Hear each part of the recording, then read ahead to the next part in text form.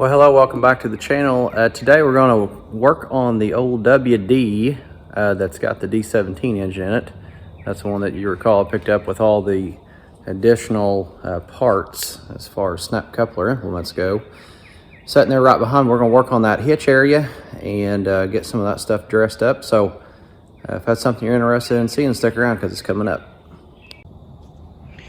All right, so if you recall from the haul video, this used to have a 2-row planter on the back of it, and I've since sold that.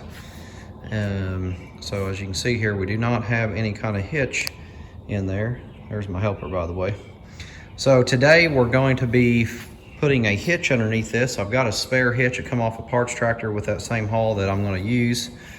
It's got a few issues with it. I'll show you what I'm talking about here in just a second. But before all of that happens, the first thing we need to do is take off the lift assembly. As you can see, there's been additional components added down there. There's a lot of welding up here for what looked like used to be a 3-point conversion. I mean, there's just all kinds of stuff going on there and it just looks awful. So I want to dress that up and remove it and get something on here that looks much nicer. You can see all the rough welding, if you can even call it that, all over the place. So to do that, or to replace it rather, we've got this other assembly right here that we're going to be putting on there. So I'll just unbolt the old one and bolt the new one in. But when we do that, we're going to have to disconnect those lift arms. And if you recall, we had quite a bit of seepage out of the ends of those. So in order to do one thing, we got to do another, which is rebuild those hydraulic lift cylinders. I got a couple of seal kits over there, so we'll pull both of those off and go ahead and step through that process on the rebuilding. Also, during this process, we need to, as I mentioned earlier, put the hitch on. So there is one of the old hitch assemblies that I had. The problem with that one is the drawbar section up here at the top has been welded up with some rebar. It's bent. It just doesn't look good. So in order to fix that, come over here to this bench where I've got another snap coupler hitch, and you can see on this one, that top one is bent as well. It starts to curve right there. I believe I can fix that. It's not welded up anywhere. It's just got a little bend to him. Nothing too crazy, but I think I can fix that with my press. So we'll be coming over here to the press here in just a little bit, and I'll slide all of this assembly up to get a little closer, and then we will try to straighten it out. We'll see how that goes. So this video, I might have to break it up into 2 sections here. Don't know for sure. There's a lot of things that I've covered so far that I need to do. But at this point, I'm gonna swap over to our time-lapse camera real quick, and we'll go ahead and just tackle this lift assembly first. Now I'm going to go ahead and pull those snap coupler ends off that. It's just going to be much easier up here on the tractor to do that than it is to do it down the ground. It should break loose, shouldn't be a big deal, but I'm going to go ahead and do it while it's connected to the tractor. Okay, enough said. Let's swap over to the time-lapse camera there and we'll get going.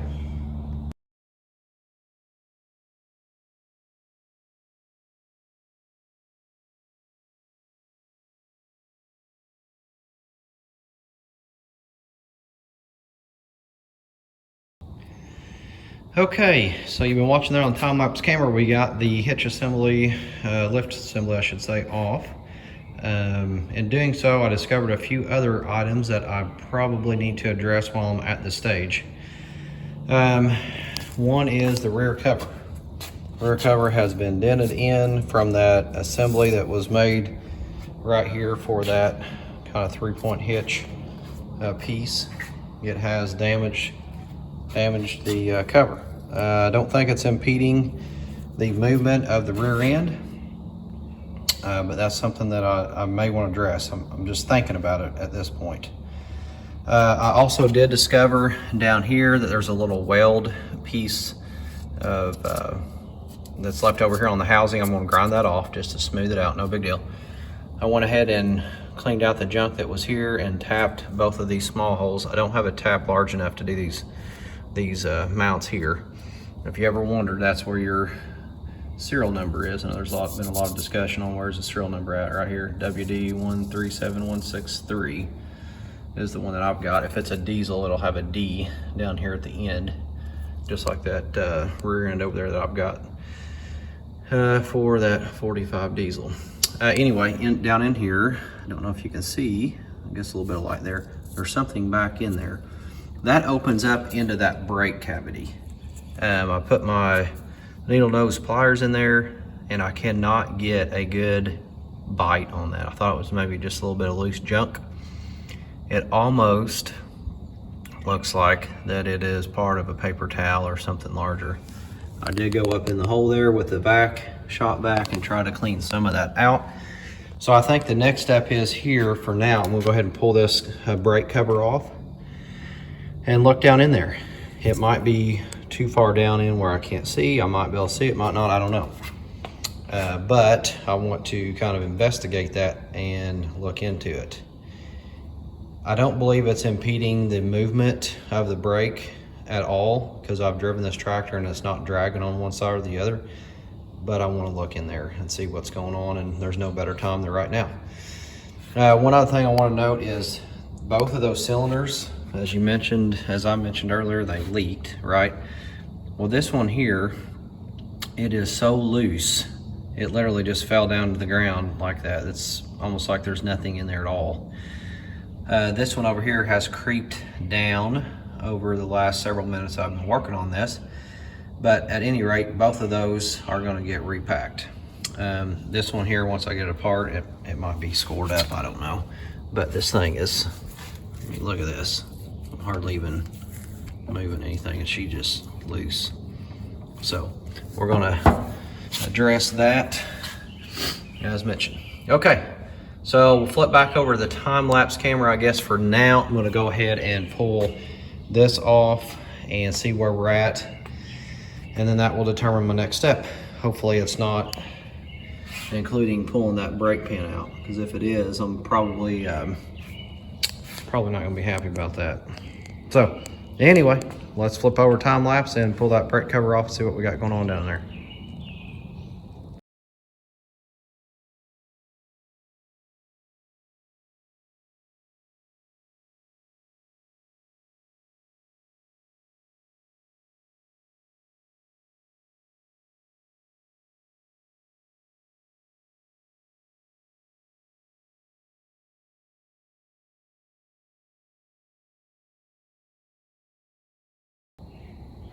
All right, so you saw there in the time lapse of the video, went ahead and pulled off our seat. Unfortunately, when I got in here to the brakes, I had a couple of springs that were broke or missing. So the front one here is broken. The front one here on the right is missing. When I pushed my pedals in, kind of hard to tell, but the one on the left stops way before the one on the right by probably an inch or so. No big deal, you can adjust those. But the problem is when you push it down, what I'm gonna look for is this front shoe right here. When I push it down, you can see the back moving and the actuator, but that front brake isn't doing a thing. And I believe what that means, after sticking a screwdriver in there, is that it can't pivot. It's locked up, it's seized up on that brake pin. So you saw the time lapse too. I went ahead and pulled the keeper off of that brake pin and just tapped it with a hammer just to see if it would move or anything, and it's of course in there solid. Just what I wanted. So I'm trying to figure out what my next steps are. You know, I wasn't really planning on getting deep into this thing. All it is really time, but once I get into the cavity, if I pull this axle housing out here, I got to replace my rear oil seal, which means I'm going to drain all the oil. If I drain all the oil, might as well do this back cover because there's no oil in there. I do have a seal to go around it, and I've got a cover out there on an old tractor, parts tractor, so I got those pieces. But I'm going to have to get rear seals, and then I'm going to have to end up probably getting some brake shoes, because more than likely whenever I go to get this thing apart, I'm gonna have to torch off the bottom end of this thing in order to get the shoes out, which will allow you to take the rest of that out, and then you can get your pin out. So that pin is just in a horrible location. When they designed this, that really wasn't fully thought about. On the 100 series tractors, the pin is up here at the top and it's in behind the axle housing, which means the brake shoes are completely separate from the drum. These go over it like a channel on the outer edges of that drum. So you can't unbolt here and just slide the whole assembly out, because you have to take your shoes out first. Shoes can't come out until that pin comes out. So yeah, it's a fun job. Done this many times. I'm sure a lot of you guys watching this channel have as well, and you all know how big of a pain it is. So I'm just debating on what to do. So that brings to question, what is my plans with the tractor? You know, am I gonna keep it and paint it and make it a show tractor, or what?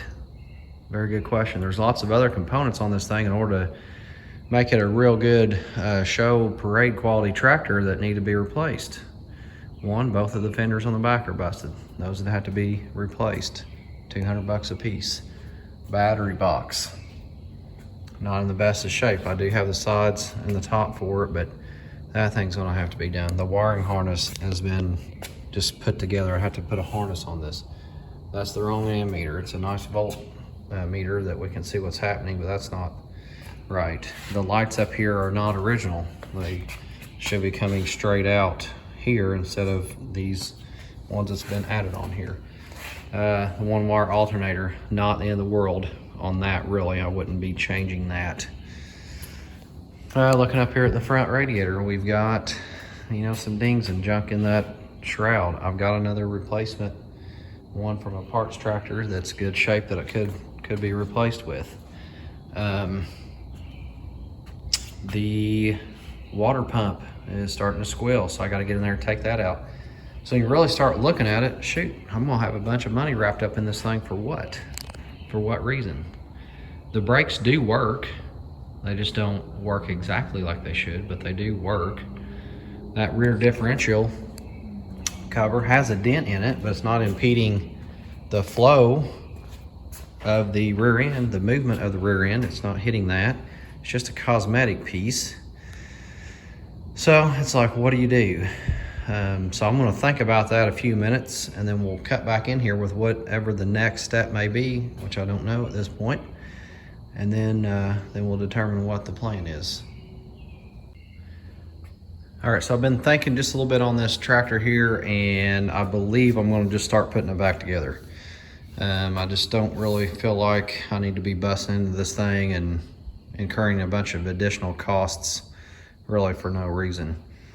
At this stage, however, I would like to go ahead and replace the broken spring on my brake shoe here, and the one that's gone over here.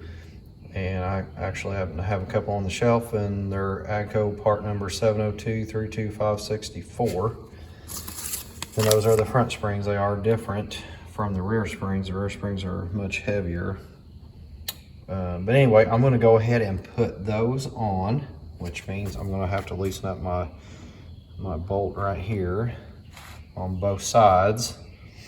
And that will allow that shoe, hopefully, to pivot forward. And I'll be able to check also to see just how tight it is. It might just need me to pull around on it a little bit to get it broke free down there in the bottom on that pin. I don't know, but I'm gonna do that next. Go ahead and put those springs on.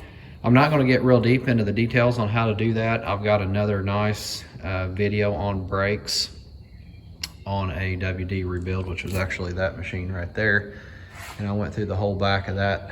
Actually, I went through the entire machine from front to rear, inside the torque tube, the clutches, engine rebuild completely, rear end, brakes, all the seals and bearings and all that good stuff, PTO. So if you want to see exactly how to do the brakes, then flip over to that video. Just search it up there and you'll find it. There's like a 30-part series on that tractor alone. But anyway, I'm gonna go ahead and do that. We'll just flip time-lapse camera on here. I'm gonna get those springs replaced. We'll go ahead and button up the top side of the brake shoes here.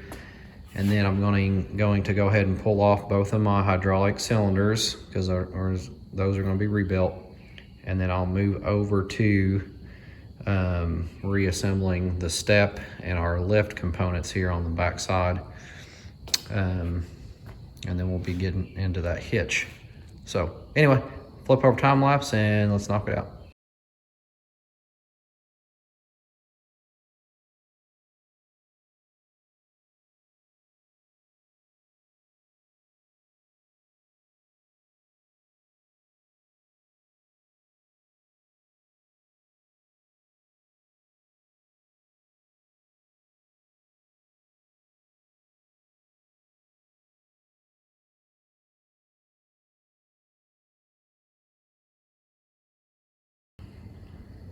All right, so you just saw there in the time-lapse camera, the reassembly here. Got our hitch, I should say our lift assembly back installed with the step.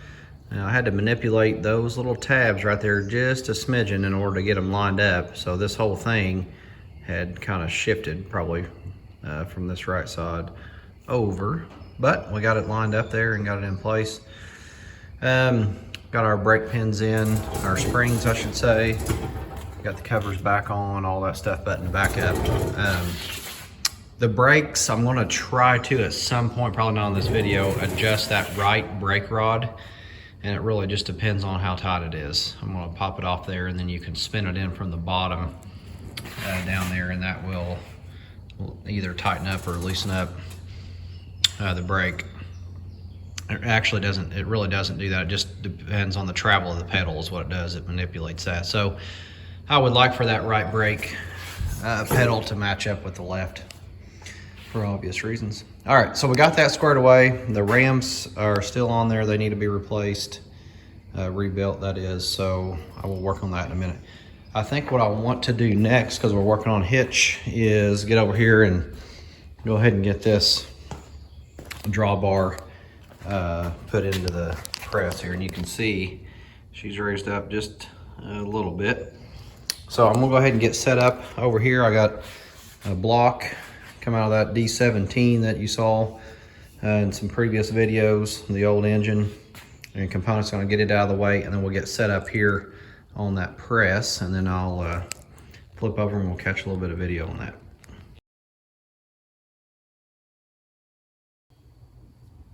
All right, so you've been watching there on the time-lapse camera, working on the drawbar.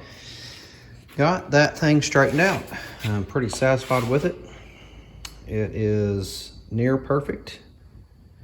It's not exactly perfect, but it's dang close. Laid it flat on the table there, and you can see now we don't have that rise in the middle. One thing I want to point out probably was not visible on that time-lapse camera is I added a nail back here when I laid my drawbar across here. I needed something that would just lift him up a little bit so that I could bend that end up and really get it straight. I tried just pushing it flat and it just wasn't getting it, so I needed something to kind of help me out there. So I just threw that nail in underneath there. If you're doing that, be careful, because if that thing will shear off, it's gonna come out of there like a bullet. So I just made sure that I was out of the way. So anyway, we've got the hitch squared away now. At this next step, I guess what we need to do is get the other one off, and then we need to get this, the bracket piece of this that mounts. I'm gonna go ahead and take that off of that one and use it on these two pieces. I was just gonna use the drawbar portion where you hitch up, but I decided to change up on that just due to the fact that I've got the snap coupler piece in there, and I want to drive that apart, get all that broke loose. Just really honestly don't want to mess with it. So if I can just take out really just one bolt right there, I can pivot that whole unit, slide that out, and then get it put back together over here with this, and then we can slide it into the tractor. So anyway, that's what we're going to get on right now. Go ahead and flip over time-lapse camera and get her done.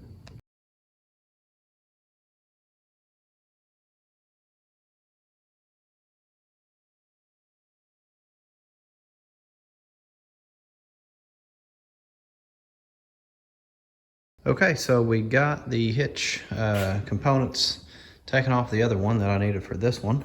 So we're ready to reassembly. This one I did notice that it had been welded up here on one side and that little ears broke off, which I saw before, but I didn't see the weld. No big deal, really. I just need a hitch to be able to slide up underneath this thing that will work, and I think this will do the trick. So next step is we're just gonna assemble this unit facing backwards through this cavity. It'll be pointing back like that so that when it hitches up, it just locks right up in place. And we'll put some new hardware in here to hold everything together. So I'm gonna go ahead and flip time-lapse camera and get that on, and then we'll slide over there to the machine, go ahead and put it underneath. Pretty straightforward process. You just slam it up in there and it will latch in that little bell, snap coupler bell right there. She'll lock in place and you lift up and pin it. So that's what we're gonna do next. Flip over time-lapse camera and get her done.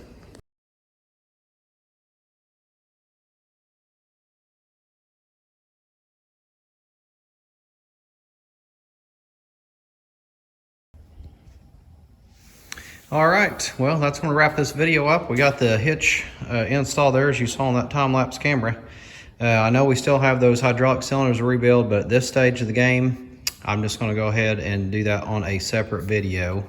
That way we can just talk directly about those and go through that process and not be such a long video. So anyway, that is it. Thanks for watching. Hit like and subscribe and share the video, and we'll see you next time.